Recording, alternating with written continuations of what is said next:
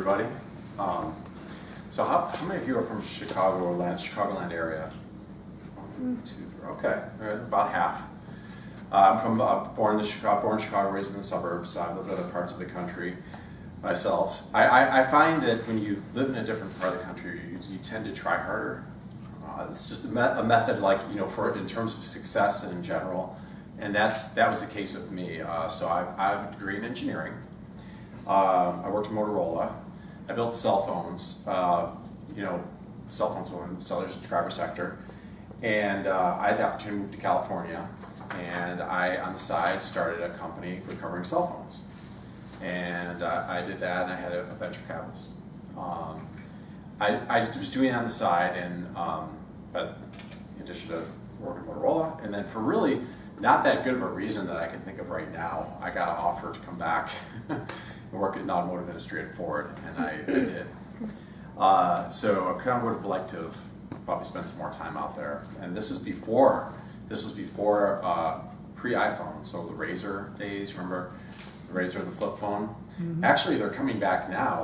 Motorola's going to relaunch the Razr. They're going to relaunch it. That's going to have one of those fold-out screens or something, which I've heard mixed reviews. Samsung came out with one, I think, and I don't know how well it's going.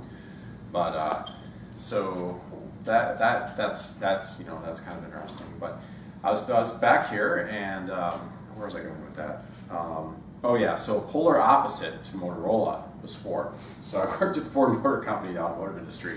So, you know, Motorola at the time, I know some of you are not big fans, and it's sure a shadow of its past, but at the time it was state of the art. You know, I mean, Motorola Solutions is still in existence, but Ford was total polar opposite. It wasn't as high tech. You know, you had, I have no problem with the union environment. I think unions are essential and great and everything, but I was, you know, working in a high volume mass production environment. We're building Taurus and Sable, you know, I mean, basically we're building like 500 cars per shift, you know, and the plant, we had 2 trains going through it. I remember walking down the aisle. I mean, you'd have like cats would be following you through that. I mean, there were like animals inside the plant, you know. I mean, it was a little unusual, but total polar opposite to the high tech industry. So I was, you know, doing that, and I was working as an engineer in the final area, building vehicles and supporting production.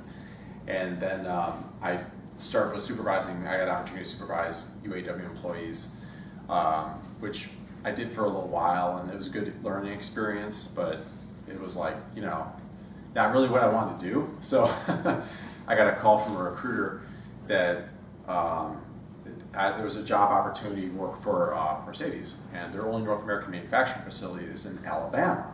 Being from Chicago, many of you guys would be like, Alabama? No, I'm not having it, you know. But you know, so I had an interview, phone interview. They liked me. They invited me down there. I was going to tear up the tickets. I'm like, I'm not going to go down there. But I flew down there, met with the team. You know, it was like an international team, people from different parts of like Europe, and you know, high tech environment. Like you could basically see your reflection of yourself on the floor. It was that clean.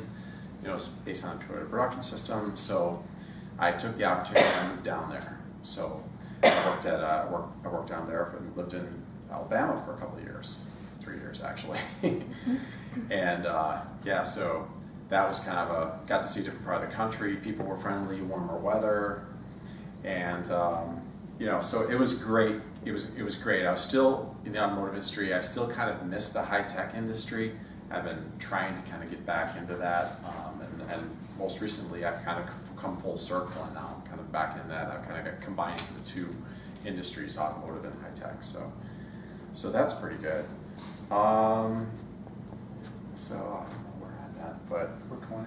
Oh, okay, yeah. So just give you a little more.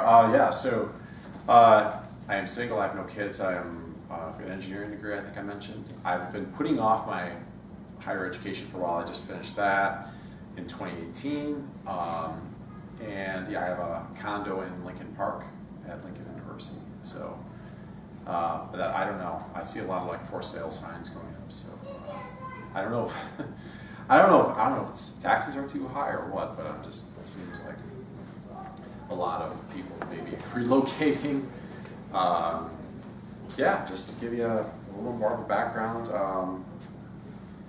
yeah, you know, engineering, but you know, I'd like to kind of move a little bit more into something maybe a little bit different, maybe like more strategy or something like that. So, but that's just a little bit of background on me, background experience. So, yeah.